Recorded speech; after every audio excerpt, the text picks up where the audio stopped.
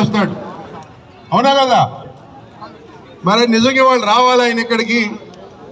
సరే, వాళ్ళకు కూడా చాలా కార్యక్రమాలు ఉండుంటాయి కాబట్టి ఇటు సినీ రంగాన్ని కానీ రాజకీయ రంగంలో కూడా ఒక మెరుపు మెరిసి మరి సెంట్రల్ మినిస్టర్ అయ్యి మన రాష్ట్రానికి వన్నె తెచ్చిన వ్యక్తి చిరంజీవి గారు.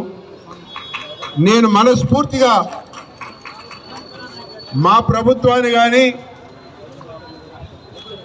ఇక్కడున్న ప్రభుత్వ పెద్దలను కానీ ఢిల్లీలో ఉన్న ప్రభుత్వ పెద్దలు కానీ నేను ఒక్కటే వారిని కోరుతా ఉన్న ఈ సభాపూర్వకంగా, అటువంటి మహా వ్యక్తికి ఒక పద్మ విభూషణే సరిపోదు, భారత రత్న కావాలని చెప్పి సందర్భంగా నేను తెలియజేస్తా ఉన్నా.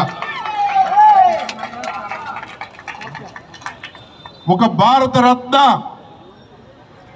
పేరులోనే ఉంది రత్నం, దానికి అన్ని విధాల అర్హుడైనటువంటి వ్యక్తి చిరంజీవి గారు అని చెప్పి ఈ సందర్భంగా నేను తెలియజేస్తా ఉన్నా. ప్రయత్నం చేద్దాం, చేస్తే పోయేది ఏం లేదు.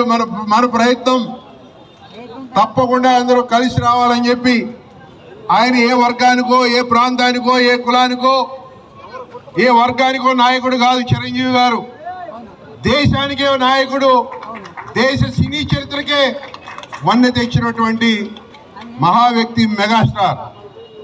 కాబట్టి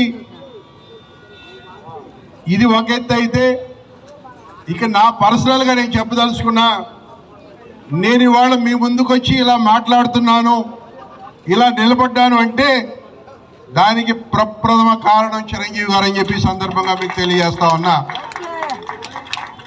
2008లో ప్రజారాజ్యం పార్టీ స్థాపించినప్పుడు తిరుపతి వెళ్ళి వారి అడుగులో అడుగు వేసి నాటి నుంచి కూడా నేటి వరకు వారి ఆదర్శాలతోనే నేను ముందుకు సాగుతా ఉన్నా అని చెప్పి కూడా ఈ సందర్భంగా మీ అందరికీ తెలియజేస్తా ఉన్నా.